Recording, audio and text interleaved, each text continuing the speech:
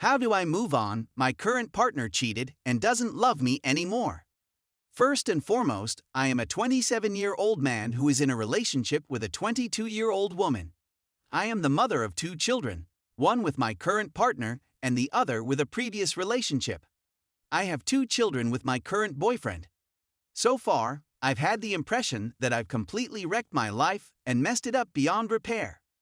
As a result of learning the truth about my current begamum's cheating on me on so many times and in so many ways, it negatively impacted both my mental and physical well-being. She has no respect for me, and she shows no affection or appreciation for whatever I do for her.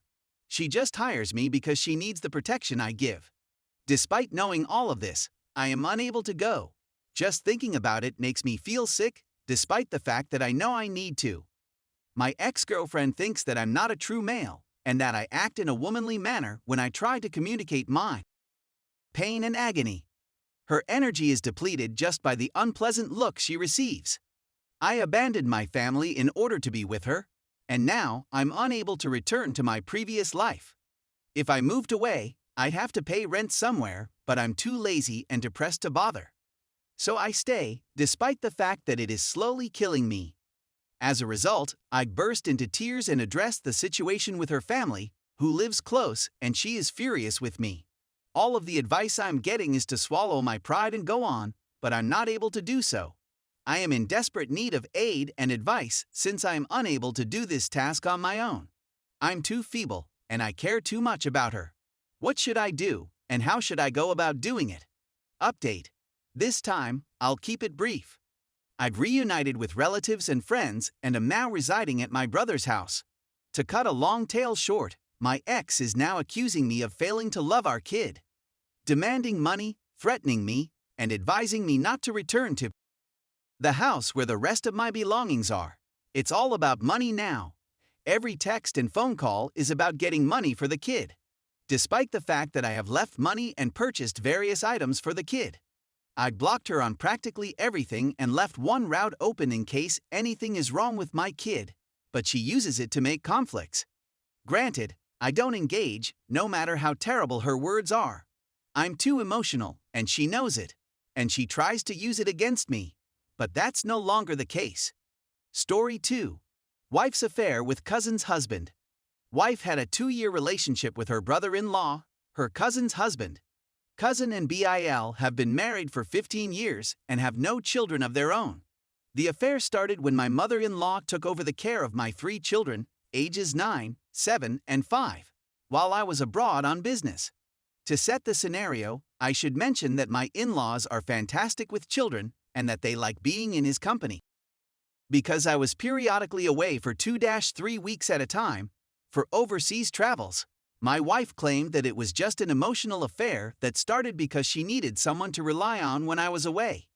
She admitted that they may have kissed a few of times, but claimed there was nothing more between them. After evaluating our current situation and realizing that my wife has been a good mother, I decided to give it another shot on the condition that we remove BIL from our life. The BIL has been completely removed from our lives since we discovered this about 2 years ago. She continues to see her cousin, but her cousin is not officially aware of the connection between her and her cousin. Cousin has a terminal illness, and we thought it best not to burden her. It has turned into a dead bedroom despite our best efforts over the preceding 2 years to work out our marriage. After 2 years of frustration, I confronted her about the possibility of getting a divorce from her. I told her that I had completely forgotten about what had happened, but that there was no need for me to stay since she didn't seem to be interested in me at all. The BIL has been removed from our lives, and my wife claims that by doing so, we have alienated ourselves from the rest of the family. We avoid family gatherings when he is there, and have caused damage to our children. I disagree, who had got very attached to BIL. The mother expresses her guilt for separating our children from the rest of the family, and for taking away their friend Bill. Finally, she feels that since I am unable to forgive her father-in-law, I am not really forgiven by her, and that she is unable to sleep with me because I am not truly forgiven by her. I told her that by giving us another chance, I had already accomplished a great deal, but that bringing the BIL back into our lives was absolutely non-negotiable at this point. I am unable to cope with the negative memories that are awakened whenever I see his face. Hear his name. Is this a clerical error? Is it necessary for me to demonstrate even more forgiveness and compassion in order to reinsert him into our lives? Update. First and foremost, I'd want to express my gratitude to everyone for their contributions. I wasn't expecting such a strong response, but I've been completely overwhelmed by the outpouring of support. Following the comments and hearing other people's points of view, I am much more able to comprehend what is being discussed. However, I'd want to offer a few of more information. I was raised in a pious and conservative household.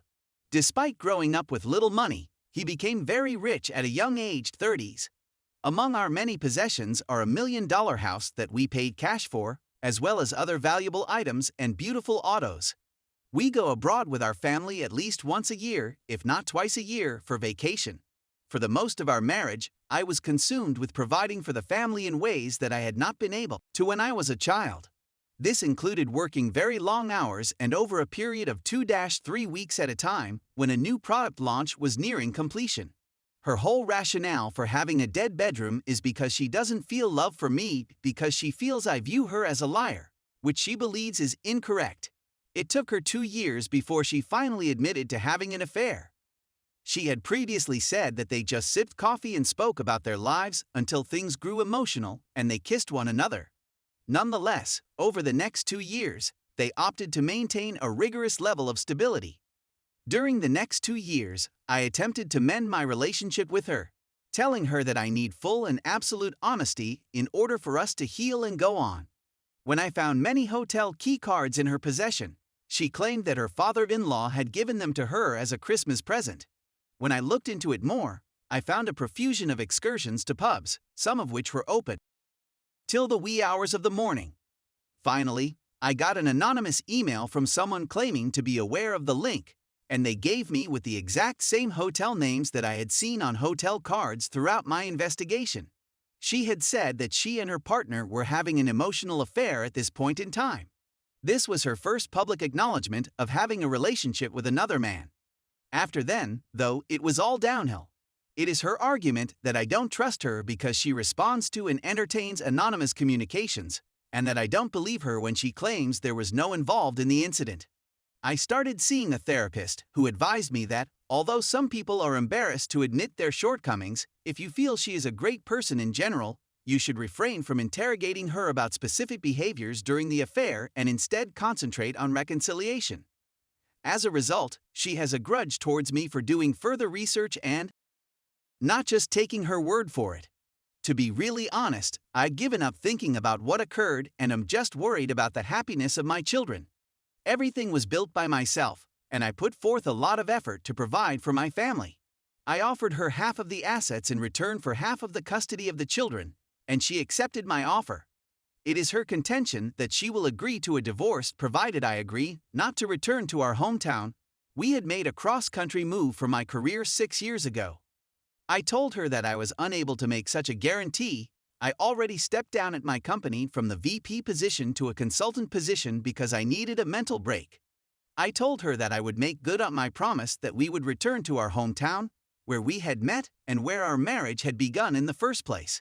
She is adamant in her opposition and continues to accuse me of meddling with children's lives, private school, elite sports coaching, etc. In response, she asks, "Why don't you just divorce me and go back to living and co-parenting together?" I informed her that I am not a doormat. However, I feel that as I write this, it becomes more apparent to me that I do not deserve this treatment. After all I've gone through and am willing to give up, it seems that she just doesn't understand it.